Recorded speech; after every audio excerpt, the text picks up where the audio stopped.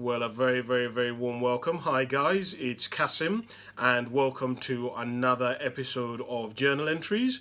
Want to start off once again, as usual, by thanking you so much for watching. Want to thank you so much for taking the time to join me, and I hope that something that I've said today can in some way help you become a higher, fuller expression of who you are capable of becoming. You guys know the drill by now, so I'm not going to get into these journal entries. You already know why I do these journal entries. I kind of just want to go straight into what I want to talk to you about today. And I want to talk to you about three things. Firstly, I want to talk to you about the A to Z versus the art of living. I want to talk to you about the issues around not having drive and not having motivation and not kind of figuring out your purpose and your why. And thirdly, I want to talk to you guys about a pea shoot planted in a spoon of dirt cannot grow. A seed can only grow when it is planted in something bigger than itself. So let's go straight into it. I don't want to waste any time today. And I hope that in some way I can say something that you guys find useful. So I want to start off with what I call the A to Z versus the art of living. So obviously you guys know the whole point of these journal entries is I write down what I've been thinking about, right? I share with you guys things that I've been thinking about, things that have been bothering me, things that I think are really important for other people to know. And about 3 or 4 years ago, I basically came to sort of a quick realization. I'd started studying people who were successful, people who started off with nothing, people who had come from kind of like poverty, or people who'd come from homelessness, or people who'd come from sort of trauma in their lives, people who'd immigrated to different countries. And I was trying to figure out, how did these individuals do it? How did they become successful in their different lives? You know, I wanted to know those individuals who came from like a divorced family, how did they make it? How is it that they managed to be able to have like really good relationships? And in that question, in the pursuit of that question, I basically very quickly realized that there were some people who were successful and who had made it and who had basically everything that me and you would consider to be sort of a successful life and a good life, but they were a bit unhappy with their life. I realized that there was still kind of angry people, and they walked around with resentment. And so what I basically came to realize is that there was another part of life, that just getting what you want doesn't necessarily make you happy. That just because you're a winner, it doesn't mean that you'll be fulfilled. Right? Because I would study these men and women who had everything that me and you would consider to be success, right? They had financial security, they had a family, they had a missus, they had children. Their children went to good schools. Their children were healthy. They had good friends around them. They were able to go and play golf or go and watch the football on a Saturday. They lived in a nice neighborhood, and yet individuals would out of nowhere go and commit suicide. Individuals out of nowhere you'd find have a gambling problem. And I kind of was like, what the hell's going on here? Why is it that all these good people who started off with nothing rose to do something incredible in their life? Why is it that so many of them are still dysfunctional? What happened? And so this is where I basically discovered that there is essentially two parts to life. Okay, there is the first part, which is what I call the A to Z, and there is a second part of life, which is what I call the art of living. So let me firstly describe to you what I call the A to Z. So many of us, including me and you, the A to Z is essentially what a guy called Tony Robbins calls the science of achievement. It's basically getting what you want. Right? Most people in the world, there or thereabouts, have pretty much figured out how to get what they want. If I said to you, what is it that you want, and you told me, and I ask you, how would you get it, you pretty much know how to get it, right? You know, obviously, you may have to work hard, you may have to get a part-time job, you may have to get someone to help you with babysitting, you might have to get a new skill, you might have to go back to school or college, You may have to go and get mentoring. It might take you about 10 years to get there. You might have to go and do an apprenticeship. But essentially, there or thereabouts, you pretty much know how to get what you want, right? And what I found was that a lot of us, we look at people who are successful, who have mastered the A to Z, and we compare ourselves against them. And what many of us don't realize, and what many of us don't realize is that we don't realize that sometimes, in fact, many times, those same people who are successful haven't mastered the second part of life, which is what I call the art of living. So the art of living is essentially around your character. It's around who you are as a person. Because here's what I basically discovered. I discovered that you can have somebody who's like one of the top salespeople in your company, but he's an absolute dickhead. He's arrogant. He doesn't mentor anybody. He doesn't want anybody. He's selfish. He does not want anybody else competing against him. He will never allow anybody else to win. He will never share his tactics. He will never share how it is that he got to where he got to, even though he started off with nothing, right? Really secretive, is obnoxious, doesn't hang around with other people, constantly he's talking about how amazing his latest car is and how he just bought this house and how he's just flown to Paris and how he's just done this and done that, right? And how he's just bought the latest Louis Vuitton bag. We all know people like that, right? They're actually really good at what they do, but they're just dicks. They're just not nice people, right?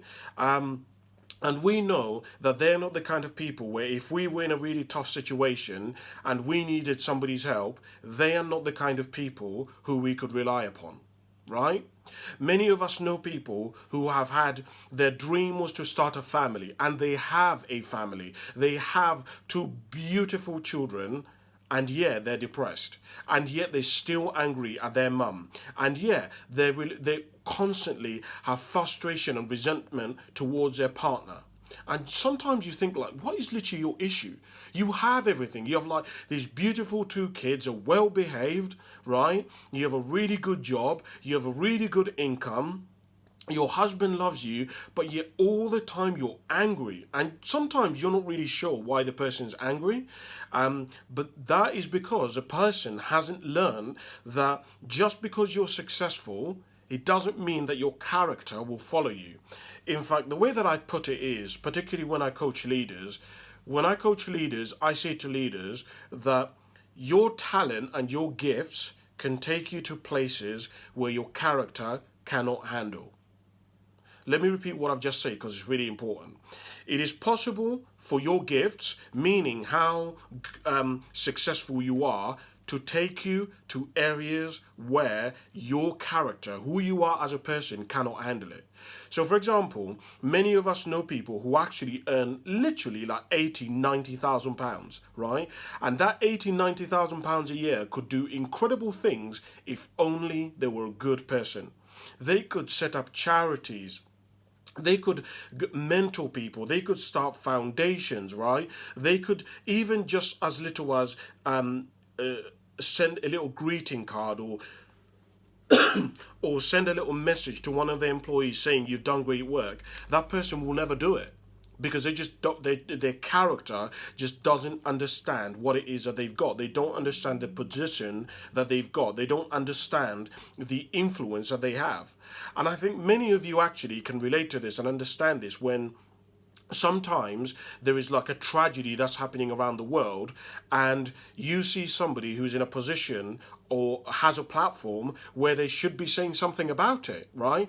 Whether it be somebody who, I don't know, works for Gymshark, whether it be somebody who works for Amazon or it be Will Smith. But sometimes we see people who are in positions of power who have who have the ability to do something about something, and they don't do anything. They don't speak out. They don't say anything.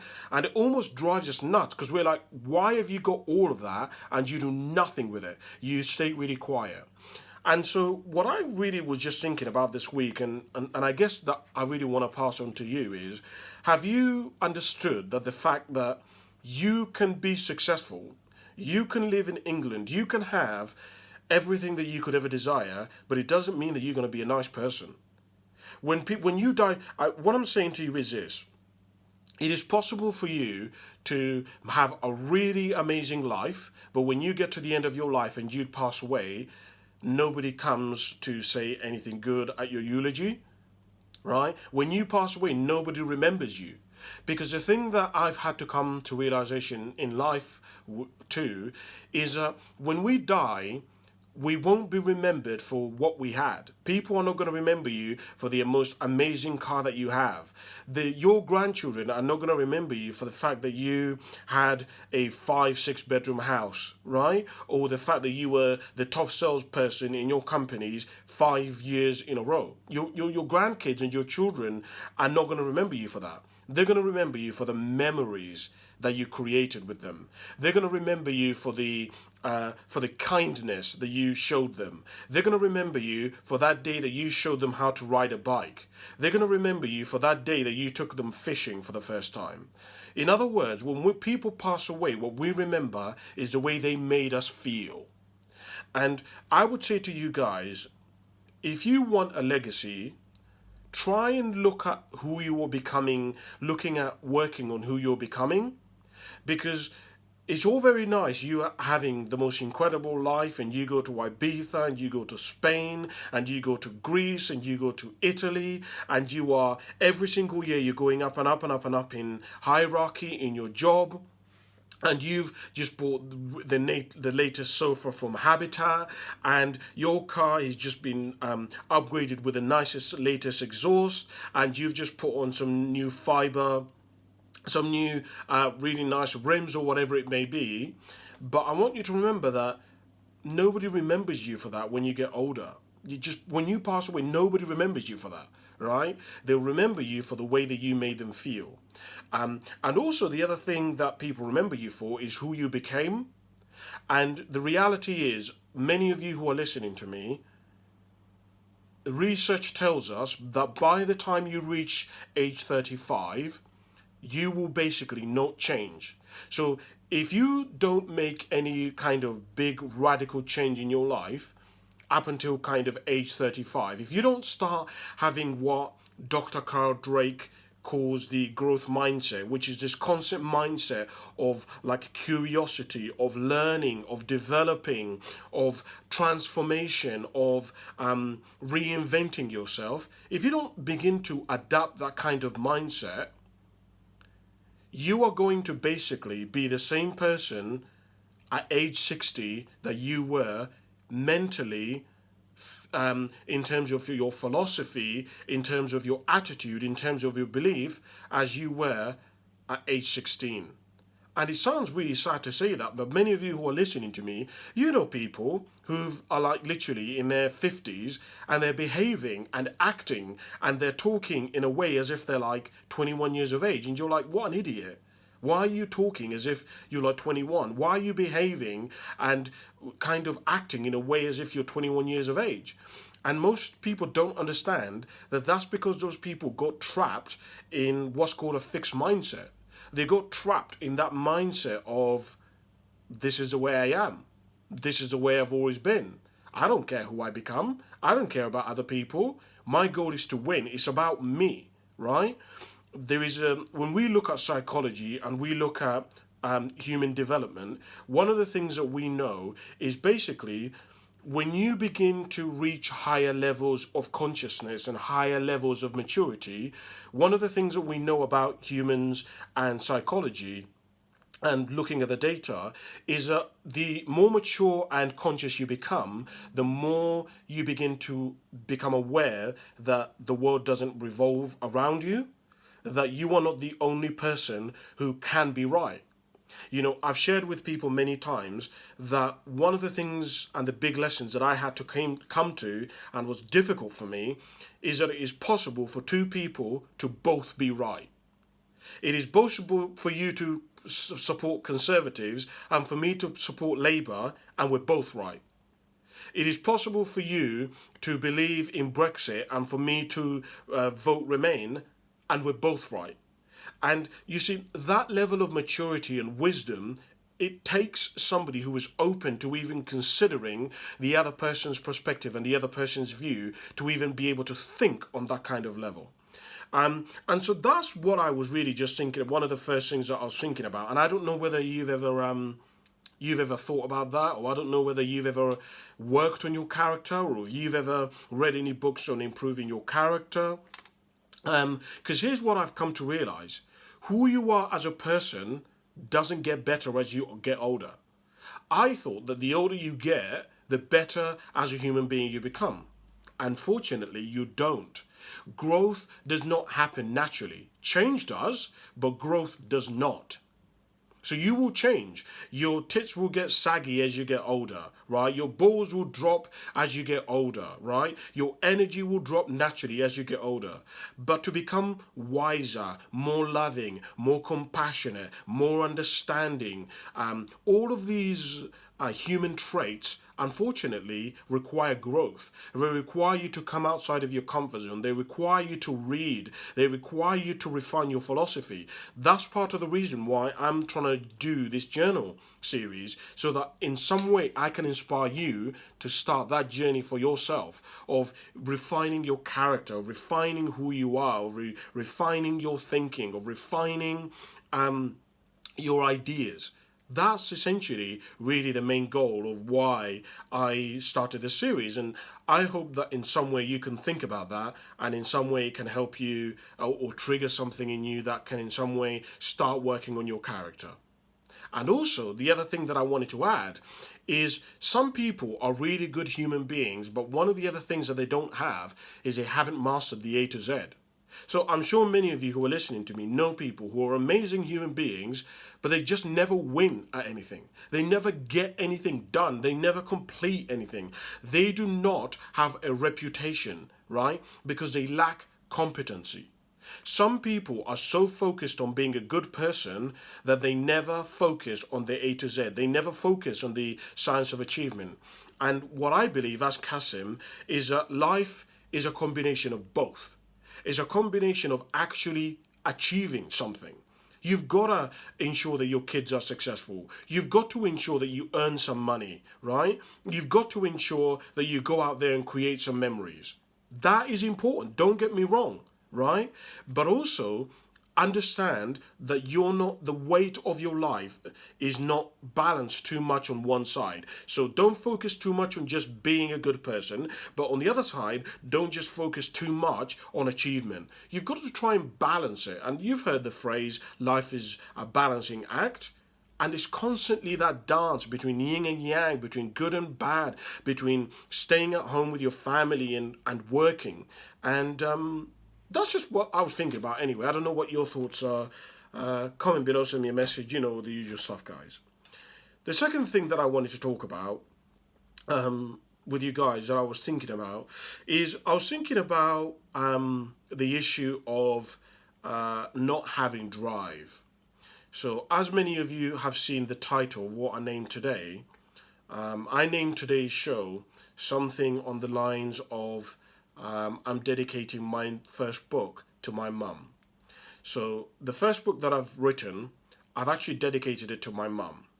And at the beginning of the book, I explain that I'm very thankful for my mum, because my mum has been one of those individuals who lives what she says. She lives what she believes. And one of the things that my mum believes, and she's passed on to me, is drive. And that's part of the reason why I wanted to dedicate that first book to my mum, because, you know, I've come to realize that a lot of you who are listening to me, you are the most talented people. You're the most loving people. You're the most kindest people. And you have the potential to do the most amazing things. The issue that you've got is you're just not driven. You just don't want to do anything with your life. You just don't have that internal drive that makes you, that hunger that makes you want to do something with your life.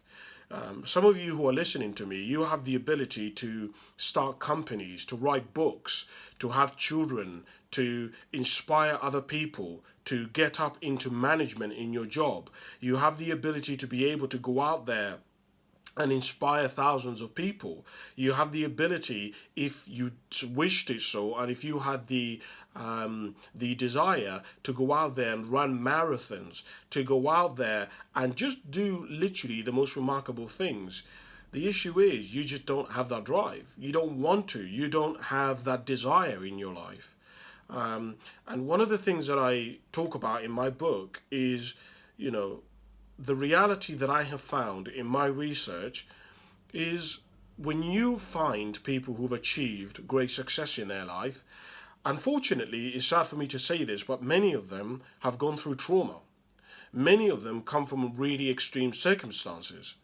Because when you come from extreme circumstances, one of the things that happens is you learn to be resilient.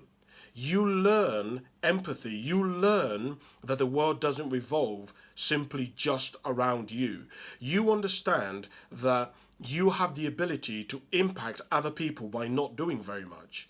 And unfortunately, the sad reality is that I come across so many people, guys, and this is why I was journaling about it, who can do just incredible things if they just tried, if they gave it a go, if they actually put themselves out there.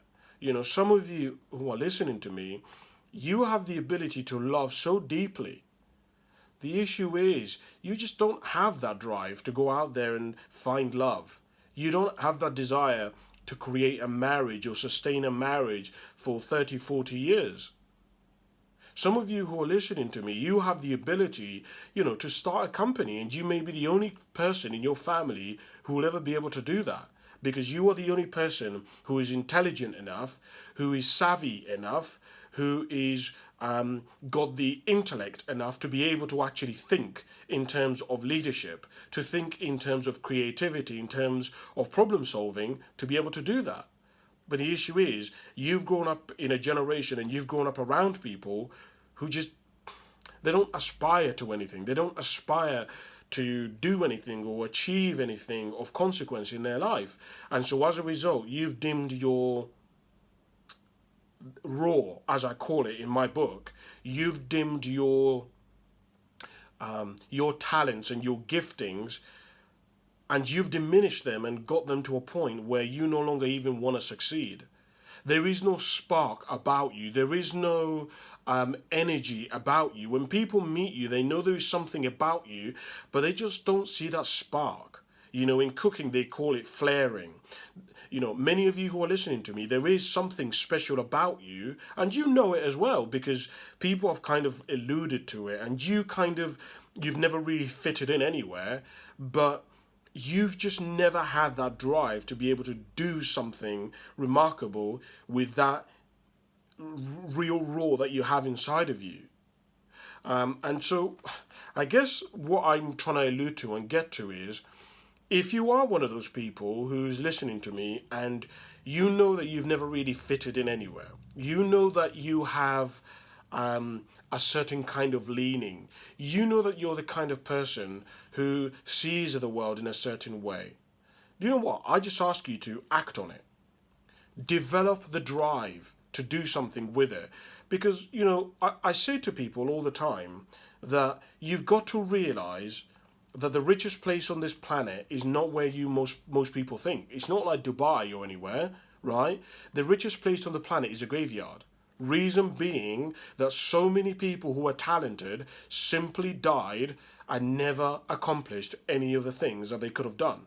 They have businesses, books, they have solutions to problems, but they never went after them. They never tried. They never gave it a go. And what I want to encourage you to do is develop the mindset of giving it a go. Develop the mindset of trying, of actually wanting to do something good with your life, of actually wanting to excel in life. Because you can. And you may be the only person in your family, in your generation, in the next 2 or 3 generations who can do that. The difference between your family making it and your family having an incredible legacy might be the difference between you trying and the difference between you not trying. It's really as simple as that. Some of you who are listening to me, like, you have a family where there's a legacy of people just being obese. people having diabetes, right? And you've been in a family where every single family in your member of your family just says, this is the way we've always been. But deep down, you know that that's not true. You know that you can do better. You know that you don't want it, but you've never really done anything about it. You've never aspired to live that kind of healthy lifestyle. I encourage you to do it. That's what I was thinking about. But as I say, that's just my personal belief and what I've really been thinking about this week. The last thing that I wanted to share with you guys that I was journaling about is I was journaling about this statement that I wrote down, which is that a pea shoot planted in a spoon of dirt cannot grow. I wrote down that a seed can only grow when it is planted in something bigger than itself. I'm sure you understand the metaphor of what I'm trying to say. Essentially, a lot of us in life, and I was thinking about this, a lot of people in life, we get trapped by where we've started. We get trapped by the people who we've grown up around. Many of us get trapped by the thinking and the mentality of the people who we've come in contact with. And many of us never actually get to become as fruitful as we can be. There's a really interesting story, and I'm going to just paraphrase the story and give you a quick version of it. But it's basically about a guy in Africa who found a little cub, and he took the little cub home and was kept it in his barn and raised it with chickens, and he raised it amongst his sheep, and he raised it amongst the pigs and the rest of the farm animals. Eventually what ended up happening is that the lion grew up and just had the mentality of the rest of the other animals. Because the other animals grew up around the lion, this little lion cub grows up, and all the other farm animals are growing up around it, they don't become afraid of it. And eventually what ends up happening is one day all the animals are out drinking from a stream nearby, and a lion appears out of nowhere. And all the other animals, including the lion, run away. And this basically carries on about 4 times. And one time, what eventually happens is this lion finds itself trapped in a position where the lion comes out of nowhere again. But this little cub, this grown-up version of this lion, which is grown up around all the other farm animals, has nowhere to escape.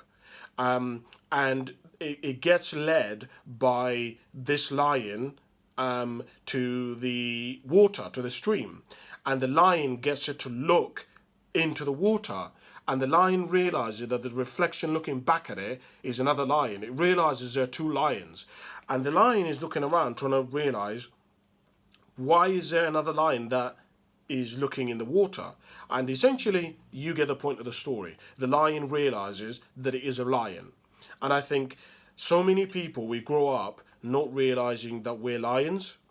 We grow up in families and we grow up in places where our character and our love and our passion and our drive and our love and our empathy doesn't really match where we've started off. It's almost as if as I say, it's a bit like taking a pea shoot and planting it in a teaspoon full of dirt. It will never grow to its full potential. Whether we like it or not, a pea shoot can grow and become amazing, right? But it can never grow to its full potential if you keep it in a spoon. And one of the things that I was thinking about is I think the importance of us getting ourselves to a position where we position ourselves in places where we can flourish, in positions and in areas where we can soar. You know, for example, some people are amazing musicians and are amazing artists, but the issue is they live in the middle of nowhere. And the people around them don't get their art. And the people around them don't get the fact that they want to be an artist, right? And really, if they'd only position themselves in a city, position themselves in the right country, they could do the most remarkable things. Some people are natural salespeople. But the issue is they're in a place, in a job, which requires them not to use any of those skills. And it's kind of like, what is going on, man? What are you doing? You're naturally really good at sales. You're naturally really good with people. You're really naturally good at persuading people. And you're working in Tesco's as a cleaner. Bro, what are you doing? Do you know what I mean? And so I was just thinking this week about really the importance of positioning yourself. And in fact, actually, it is a principle of success. One of the principles of success is about positioning. It is about being in the right area. For example, let me put it like this for you in an example that most of you can understand. If you take a McDonald's and you put the McDonald's in a village in the middle of Cornwall, right? In a village where people are all elderly, as amazing and as desirable as McDonald's is, and we all know that if that McDonald's is sought after and there's a demand for it, the company will fail. That branch will fail if you put the McDonald's there. So part of success is understanding that you need to position McDonald's in a place where there's people who are going to want it, usually a younger generation, right? Usually in a place where people need something quick. Do you see what I mean? And so I was just thinking about that, and I was just thinking, I wonder whether you've positioned yourself correctly. But when I even talk about that, this can go so much deeper than that. You know, some people, even though they're amazing people, you're positioning yourself wrongly in relationships. In fact, your relationships keep failing time after time after time. You get into a relationship and it ends badly. You get into a relationship and you get cheated on. You get into a relationship and the person betrays you. You get into a relationship and it's just absolutely volatile. And the reason why is because you're not positioning yourself correctly with the right people. You may want a chick who is the fittest. Look, but actually at your core, you want somebody who is loving, somebody who's stable. Absolutely. There are girls who are fitter, right? And who you can just shag and whatever. But what I'm saying to you is, for you, you need to learn that actually, whilst that may be your desire and what you want, your fit might be something slightly a bit different. Do you see what I mean? And so I was just thinking about that, and I was just thinking about the importance of really positioning yourself. Even to me, you know, let me give you a perfect example of positioning. When I first started doing these talks and stuff like this, I actually wanted to talk to people who were in their like 40s and 50s. And the issue was people in their 40s and 50s, bearing in mind my age, simply just would not take the advice of somebody who's of my age. Well, they would, but it's just harder to convince somebody who's got like 2 decades ahead of you how to be successful about what life is. And so one of the things that I had to learn is I had to position myself in a way that I speak to people who will find the information that I'm going to say to them relevant. And also, I learned something from Lionel Richie, which was really interesting. Lionel Richie said that it's one thing to write a song, a love song, or write a song about love, and it's a completely different thing to write a song. See, I've messed it up. So Lionel Richie said that it's one thing to write a love song when you haven't been in love, and it's a completely different thing to write a love song when you've just fallen out of love or are in love. You see what I mean? And so what I learned from him was that so much of life is positioning yourself, is getting your life in the right situation. It's about getting yourself in a position where you can flourish. And I wonder, and I guess the thing that I want to leave with you, I wonder whether you're positioning yourself in a way for you to flourish. I wonder if you're positioning yourself in a way to succeed. Are you in a job that will allow you to actually flourish? Are you doing something that you like? Are you doing something that you're curious about? Are you doing something that you love?